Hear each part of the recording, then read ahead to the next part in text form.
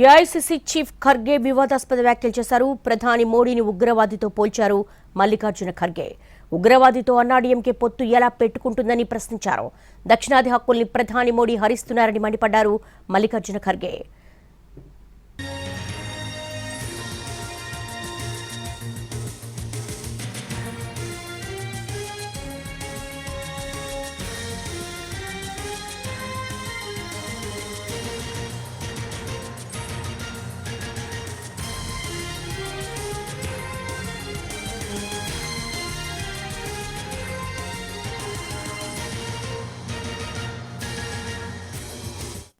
AICC chief Kharge వివాదాస్పద వ్యాఖ్యలు చేశారు. ప్రధాని మోడీని ఉగ్రవాదితో పోల్చారు మల్లికార్జున ఖర్గే.